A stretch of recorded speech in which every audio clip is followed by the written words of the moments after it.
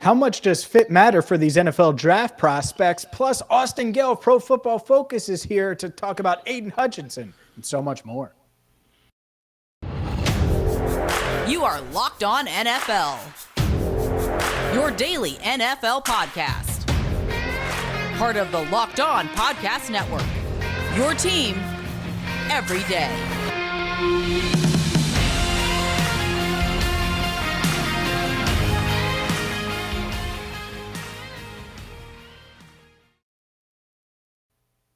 What up, and welcome in to a Wednesday edition of Locked On NFL. He's Tony Wiggins. I'm James Rapien. Thank you so much for tuning in. The NFL draft is just 8 days away, and Thank God. Focus going to join us. Yeah, thank God for you, because you've been debating the number one pick for months and months and months now as you cover the Jaguars on Locked On Jaguars. As always, thank you so much for making Locked On NFL your first listen and following wherever you get your podcast. Subscribe on YouTube. And today's show brought to you by Blue Nile. This Mother's Day, give mom something she'll treasure forever with fine jewelry from BlueNile.com. And Locked On Sports listeners get $50 off, $500 with promo code Locked On at checkout. Tony, let's dive right on in, because the NFL draft just 8 days away. And something that really both of the teams that we cover, and at least half the league has dealt with, is fit. And being the organization that can develop guys. Look, we know a lot of these guys are talented, especially the first rounders that are going to go, but certain teams develop better than others, and that can make all the difference. You're right. It seems like the teams that develop players are the ones that don't seem to need them to perform early. I think the teams that pick high every year and need guys to perform quickly can sometimes ruin a player's path and ruin a player with especially if it's a quarterback. He got banged up and beat up too much, or there's a lot of coaching change and everything continues to. I remember Jason Campbell back in the day had 5 different offensive coordinators in 5 years. So it seems like to me that the teams that have the best pathway for development are the teams that sometimes are already developed.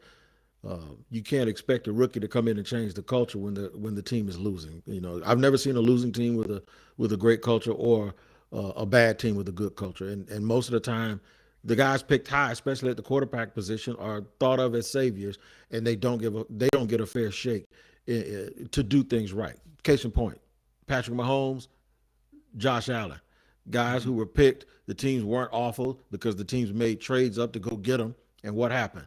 They came into a solid situation with solid coaches, and their career arc took off right away because they were able to learn and not have to go and be rushed just to put fans in the seats. Yeah, I think it really applies to quarterbacks, but it applies to all positions. Look, if there was a Locked On NFL host draft, of course I would want to go number one, you know, if all these media outlets were picking, right? At the same time, fit matters. So if I'm getting picked by an outlet in Albuquerque, well, I don't know. How's that program director? You know, how am I going to get developed versus going to, I don't know, Tony Wiggins' neck of the woods in Jacksonville, or going to New York, or going to a market that's used to it. And I'm not saying that's what you want to do, but in media, of course you do. But the point is, if I'm Desmond Ridder or if I'm Malik Willis, do I really want to go to the Panthers at 6? Right. Their head coach is, you know, about 2 steps away from getting blown out of there, it feels like. It feels like the Carolina Panthers, that's a scary proposition. Now, if you look at Atlanta, it looks like, and people would be like, oh, Atlanta, they're rebuilding. They are, but they have a quarterback that can play day one in Marcus Mariota, and you can learn from him some, a former bust, they would call him, and you would call him. And it might be a softer landing spot with Arthur Smith there. It seems like he's got plenty of leash left. The Saints are another team that comes to mind. Jameis Winston is there. So you go there. Oh, well, that's great. It's a soft, nice landing spot where you can learn the game. You go to the Pittsburgh Steelers. That'd be great too. So it might be better if you're a quarterback to go 16th, 17th, 20th to one of these teams versus going 6th overall or 4th overall or 2nd overall to the Detroit Lions, because of landing spot, fit, time to develop, and everything in between. I kind of really like the Seattle situation. And the reason why is because as bad as we want to think that they were, and I know they lost Russell Wilson, but they're picking ninth, so they weren't absolutely terrible. And you mentioned Atlanta. You're exactly right. Atlanta won way more games last year than I thought they were going to. When you look at their roster, it looks like they need to be picking top three, but they're not. They're picking like eighth. So it means that at some point they found a way to figure something out. And you go to a team, especially like the Seattle situation. You've seen them in the past take a guy that, as a rookie and put him in a proper situation. Now, he had a great defense. But the other thing is there's no rush. And the reason why there's no rush, even though Pete Carroll is getting up there in age, is because they won a championship within our memory. When teams haven't won a championship, if you got grown kids, and like if you're the Washington football team or the Commanders, and they haven't won since 1991, if your kids are now having kids, there seems to be a little bit more of a rush because you want to get back to that old feeling. But if you can remember when a team winning a championship within the last decade or two, there's really no rush, in my opinion, because I think people that have won understand what it takes, and they know that it understands more than just adding one player. Sure. And there's a certain equity that's built up, right? It's what Bill Belichick has cashed in a lot of over the past couple of years without Tom Brady. And I think this offseason, especially Patriots fans like, what are you doing cap-wise? Well, next year they're going to have a lot of cap space, and Mac Jones will still be on that rookie deal. We'll see. But to your point, I think that it matters a lot. And that's the thing with a lot of these guys, and we're going to talk about Aidan Hutchinson in just a second. Fit matters, but some of these guys, and maybe Aidan Hutchinson as well, Sauce Gardner, I think, is on this level. Yes. Certain guys are going to work regardless. Now, their level may be different depending on fit. Jamar Chase, I think he would have worked regardless of where he went in the NFL. Anywhere. But he popped off a little bit more because he was playing with Joe Burrow, and he was playing in the offense that he was in with the other weapons around him. But, some guys translate anywhere.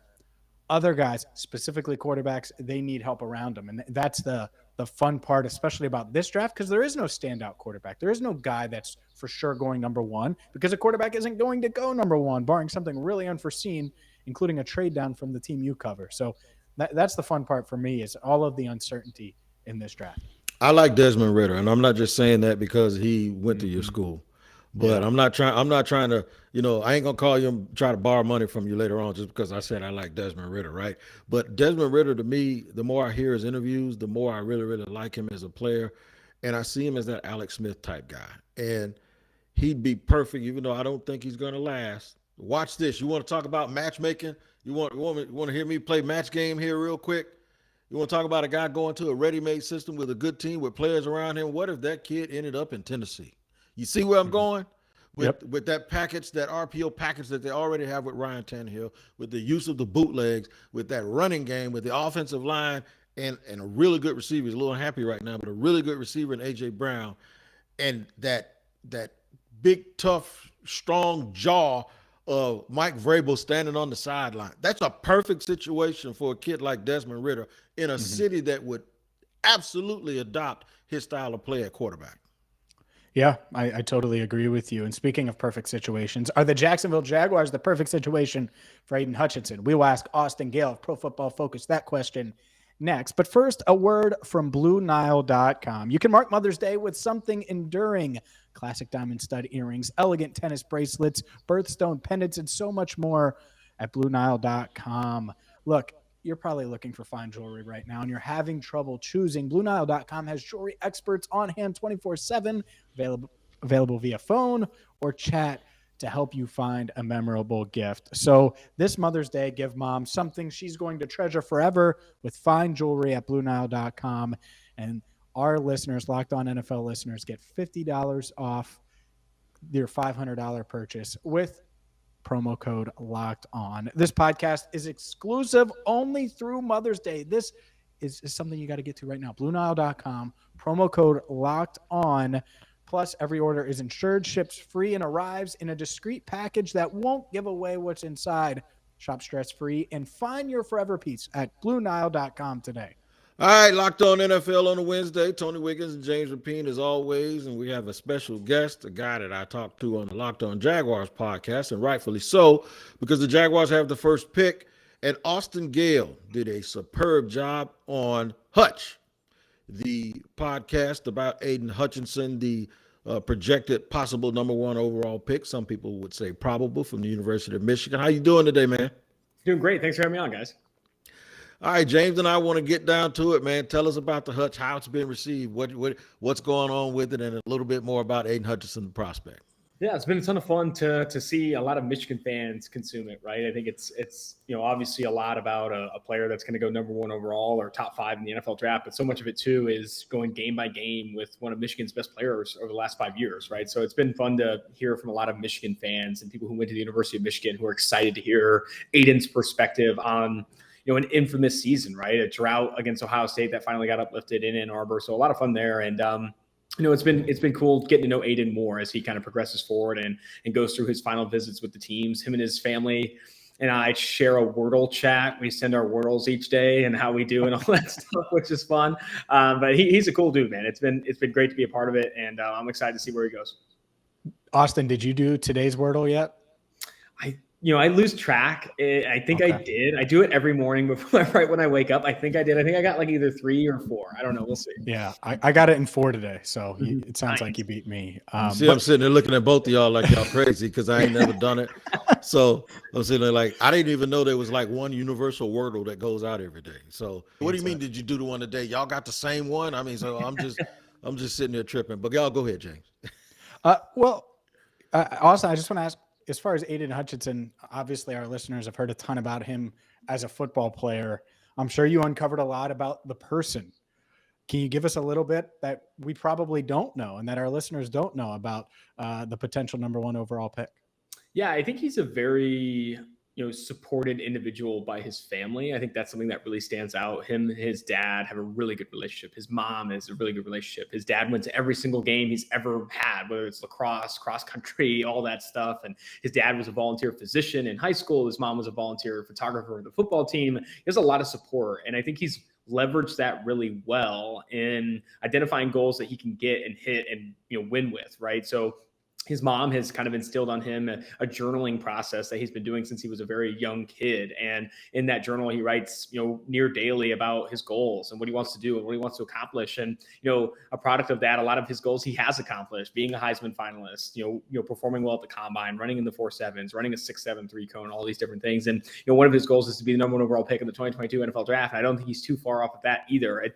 He's a really unsatisfied individual. I think he understands that he can maximize his potential and knows what his potential is, right? A lot of this is self-awareness, right? He knows he can maximize his frame at 6'7", 260. He knows he can, get a sub-6, 6.73 cone. He knows he can do a lot of these things, and it's about identifying what those next steps are. And it's really impressive to hear someone have such lofty goals and have a confidence that isn't overwhelmingly cocky, but so much that he has a self-confidence that he wants to hit. So he's a really impressive person. Work ethic, all that stuff kind of like off the charts. And in addition to that, I just don't think he's going to be satisfied with anything you ask of him, right? He's going to want to be a Pro Bowler. He's going to want to be an All-Pro. He's going to want to be a Hall of Famer. And he's going to legitimately lean into whatever it takes to get to those points.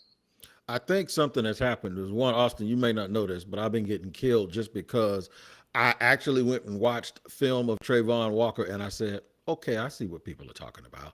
And it's almost as if, you know how it is on social media. If someone says, what's your favorite condiment? And you say mayonnaise, that means you don't like ketchup and mustard. And that's not necessarily true. So what happened with me is I looked back and I looked at Hutch and then I looked at Trayvon and then you started to hear this word projection. So because so many people are talking about projection with Trayvon Walker, automatically it's unfair to Aidan that people can't seem to think that he also has a projection, that he's not a perfect prospect. No one is. I talked to a former NFL scout just this morning, and I'll share with you what I shared with James off camera. They said, if you're not projecting in college scouting, then you're not doing your job, because that's a huge part of it, because you have to, sometimes the opponents aren't the same. Sometimes the situations and the schemes aren't the same. What do you think is, I think it's unfair that he is being labeled as a guy who is right now, what you see is what you're going to get. He actually does have more of a ceiling than people are giving him credit for, doesn't he? Oh, absolutely. I think the comparison between him, Aidan, Kayvon Thibodeau, Trayvon Walker, and George Karlaftis, who I think all four in a tier one among edge prospects in this class, right? I don't think there's a massive gap between Aidan and Walker, or a massive gap between Aidan and Karlaftis or Thibodeau, because all of them have a lot of traits and a lot of projection, right? A lot of like outcomes in the NFL that I think are going to lead to a lot of success. I think with Aidan Hutchinson, it's not that he can't miss. It's you have a better idea of what you're getting because he's like objectively just played more. Like he's played more. He's played 3 times the amount of snaps that Trayvon Walker has. He has, 3 times the amount of production in a lot of ways. So you've seen it already. You've seen him play interior defensive line. You've seen him play edge. You've seen him play with his hand in the ground, hand up. He's done it against really good competition. He did it 15 pressures total against Ohio State. Like he has done a lot of what you want Walker to do, right? Like I want to see that from Walker, and I know he can get to that point.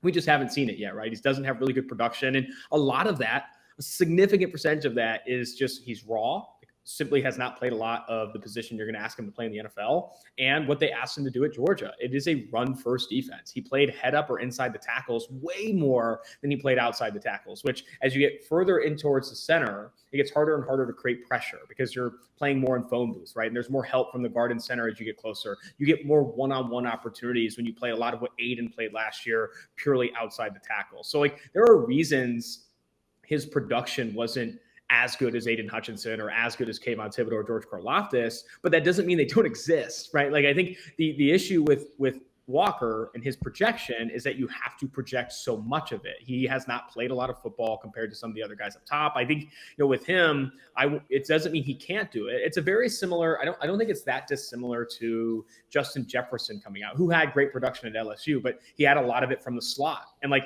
he played a lot in the slot, and you're like, yeah, he was awesome from the slot, but can he do it on the outside? And there were a lot, I even had question marks like, can Justin Jefferson stick it on the outside? And then guess what? Justin Jefferson goes to the combine and tests wildly well, and he goes way later than he should, and he can do it on the outside. I think Trayvon Walker could be viewed similar. I don't think it's all that different from Malik Willis, right? Malik Willis played in the college gimmicky offense. We haven't seen a lot of NFL throws on his tape, but he's got traits that the league covets, and that's what matters first and foremost, specifically at edge. So I am big on Walker. He's a top 10 player for me. So is George Karlaftis. So is Kayvon Thibodeau, and obviously Aidan Hutchinson. We'll continue our conversation with Austin Gayle about Aidan Hutchinson coming up next. But first, a word from Built Bar here on today's episode of Locked On NFL. The number one protein bar on the planet. You need to get to Built.com and check them out. They're high in protein, they're low in sugar, they're low in calories, and they're perfect for, well, the weekend warriors that are getting into the gym and need a little bit of a protein punch, or if you're chatting with us on Locked On NFL like Austin Gayle and you need a midday snack, you can get it right now with Built Bar. So check them out at Built.com. Use promo code LOCK15 and you'll get 15% off your order. Again, get 15% off at Built.com with promo code LOCK15. Here with Austin Gayle from PFF, and he is breaking down Hutch. And it's a guy who we won't see on the board very long, maybe not even after the first pick, definitely not after the second pick, although I laugh sometimes when people go, oh, it's a no-brainer because he's a Michigan kid. If you draft a Florida Gator kid for the Jacksonville Jaguars, people will go crazy. They don't want to hear that. So I think it's people that aren't in Michigan that are just assuming that, oh, he's a fit because he's Michigan. I think he's a fit because of Dan Campbell and the way Dan Campbell thinks, and that kid looks like a Dan Campbell type guy. Yeah, 100%. I also think he's a fit because he's a damn good football player, right? I think, Aidan's going to be one of the best players that comes out of this class. And that's up there with, I think the best players in this class are Derek Stingley, Ahmad Gardner, Aidan Hutchinson, Kayvon Thibodeau, Walker, Karlaftis, and then the tackles, Evan Neal, Charles Cross, and Nicky Ekwonu. Like those are I want those guys in the top 10 because they play valuable positions and they're high-end athletes and they have high-end production nearly across the board. So I do think that if he does fall past Jacksonville, say Bulky does, kind of have his way and grab Trayvon Walker, it's a sprint to Cardin situation for the Detroit Lions to keep him in state and get one of the best players in the draft. If he's not number one on your board, he's probably top 5, right? I mean, he's in that tier, especially with this year's class when there isn't high-end quarterbacks. I would argue, too, that this wide receiver class is a bit overrated. I don't think there's a Jamar Chase or a Jalen Waddle in this class necessarily, especially with Jamison Williams' injury. So I do think that Detroit will be eager to take him at number 2. And they also don't have a tackle need, right? Like Penei Sewell and Taylor Decker there at left and right tackle. They're not going to be considering, I don't think, Evan Neal, Ike Ekwonu, or Charles Cross at that number 2 spot. It makes them kind of strongly considering who the best edge available is. I think that ultimately could be Aidan Hutchinson. Part of the intrigue for me, Austin, with this draft class is the fact that there isn't a clear-cut head and shoulders prospect that's above everybody else that's obvious. So when you're in the top 5, top 10, you certainly don't want to draft a bust, right? Maybe you draft a guy who doesn't end up being a Pro Bowler, but is just a really productive player for a decade. You can take that. You can take a double. It doesn't necessarily have to be a home run. For Aidan Hutchinson, do you see a scenario realistically, barring something crazy and unforeseen, where he isn't, a solid, like, high floor type player? I know he obviously aspires to be a Pro Bowler and everything like that, but would you classify him as a safe pick? Because safe is good in this draft, considering I think there's going to be NFL teams that have draft board, especially after the guys you mentioned, where their draft boards are all over the place. Yeah, I think it's always difficult to have that conversation, right? Because like you said, Tony, that there is a lot of projection with all these guys. Like you have to project every single one. No one is can't miss. No one is safe. But there are safer prospects, right? I think I was talking to Nate Tice, who does some great work on the draft for The Athletic, and he had been in scouting departments before and has talked a lot with scouts. So a lot of the conversation is, boom, bust, or starter, right? Like you're looking at, is this guy going to boom? What's his percentage chance of being a star, right? What's his percentage chance of being a starter? And then what's his percentage chance of busting? And with Aidan, such a high percentage of his outcomes are starting. Like he's 6'7", 260, and he's like an elite tiered athlete. It's going to be, and he has really good production in a Power 5 conference. It'd be really difficult to see him not starting in the NFL for a long time. His boom potential, probably not the same percentage that Myles Garrett was, or Nick Bosa, or Joey Bosa was, or Khalil Mack, or Clowney was. But his starter percentage is among the highest in this class because he has a lot of this. And I would say the same thing about Kayvon Thibodeau and George Karlaftis. I think with Walker too, he's still an insanely built human being, like a one-of-one player. And a lot of people see him as this boom or bust prospect. I don't think that's the case with Walker. You know how hard it is for him to bust at his size with 35+ inch arms and all that stuff? I think, could he bust relative to expectations if he's drafted at number 1 overall? Sure. Like if you draft him at 1 and Aidan outperforms him, or Thibodeau even outperforms him, people are going to view him as a bust, right? But it's going to be very difficult for Walker to not at least play the position he played at Georgia really well. That's head up on inside the tackles and playing the run really well, being just like an excellent trench player, maybe not the skilled pass rusher you need to be a 15 sack guy, but still a good enough player to where there isn't this low floor. Like I think Walker is safe. I think Thibodeau is safe. Like I don't think there's boom or bust in a lot of those guys up top because of the type of athletes they are and the production that we've seen. To piggyback on that, one of the things that James and I discussed on another episode was this. You would think that only one team passed up Michael Jordan. It's not true. 2 teams did. But the one team that actually passed him up first was the Houston Rockets when they took Hakeem Olajuwon. And you know why nobody cares? Because Hakeem was great and they also won championships. It wasn't Michael Jordan. It wasn't the greatest of all time, but no one ever mentions the fact that Houston passed him too. And he ended up being the greatest player of all time. That being said, do you think there's a scenario, and trust me, I cover a team where this has been a problem, where what is being forgotten is your plan for development and your player development. I don't care how good a guy is on draft day. If you're the type of team that never has a plan and never has the ability to get past building a foundation, that actually hinders guys. It hinders Fred Taylor from being in the Hall of Fame because you've never been able to get out of your own way. Could you think that would hinder him or any of these other prospects, that if they go to an organization that has just been atrocious at being able to develop young players? I think that's one of the more underrated conversations in the pre-draft evaluation process. I think we've seen a lot of media highlight reaches, steals, boom, bust, these type of guys, and have placed wholesale the blame on the player, right? Whereas, in my opinion, players don't bust, teams bust. Teams are ones that set expectations for Trayvon Walker if they drafted number 1 overall. Teams set expectations if they bill him as this guy that has to start all 3 downs right away in this specific defense that maybe he didn't play in college. Teams will bust when you draft a quarterback into one system and then you fire their head coach the next year and you put him into another system. Like development is so much more important when you get into the pre-draft process, right? Where we've gotten so much data on these guys, athleticism data, psychological testing, all the tape in the world. it's a pretty efficient process in terms of identifying the top players in the draft, right? There is a consensus board among media. There's a consensus board among scouts. Like, you have so much more information available to you. You can get on a Zoom call with any college coach in the country in 5 minutes. Like, you have so much data available to you that the process becomes so efficient that I do think more of the focus now isn't necessarily on identifying who's the best and who's the worst. It's more playing the board, leveraging the media, not media, leveraging the consensus opinion within your war room, and then focusing all of your attention on the development, right? When you're the Bears and you make short-term decisions and trading up for Justin Fields and trading up for Tevin Jenkins, then Ryan Pace and Matt Nagy get fired and they don't have the resources to build an offense around Fields, he's going to struggle. Like, that's just what it is. And you look at compared to what the Giants or what the Bills did with Josh Allen. They drafted Josh Allen, wasn't working out. Brian Dable completely remade the offense to fit to his skill set, and now he's one of the best quarterbacks in the NFL. Same with the Baltimore Ravens and Lamar Jackson. Same with the Chiefs and Patrick Mahomes. When you build an offense around a player and you build your development around wholesale around a player,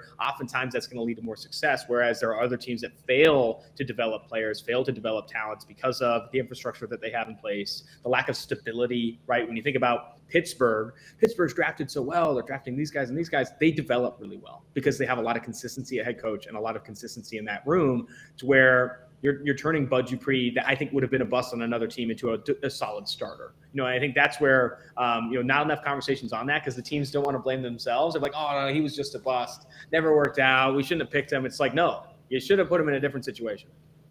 I think the teams that draft well, James, and I'll let you go, they draft football teams that draft like baseball teams. It's like, we got a great farm system. We don't need this guy to come in here and be magic the first day. It's like, the Spurs did it for years. They take those European guys and they store them for 2 years. They always just seem to just have this plan in place. Go ahead, James. Oh, no, Austin, I was just going to ask you, what is the best way to find Hutch for our listeners, and anything else you guys got going on over at Pro Football Focus ahead of the draft? Yeah, you can find Hutch wherever you get your podcasts, right? It's called Hutch. You can look it up, and it's also on PFF's YouTube channel. If you want to look at the video version, that's another excellent piece of work. I would definitely encourage you to do it. And then on PFF.com, a lot of draft coverage, right, as we march on towards the draft. I think Mike Redder just dropped his final top 250 board. Our final draft guide is out as well. And we also have a promo code running, Draft50, for 50% off an elite subscription. So PFF.com, Hutch, where you get your podcasts, and you can follow me on Twitter at PFF_Austin Gayle. Awesome. Austin, I appreciate the time, man. Thanks for coming on. Absolutely. Thank you.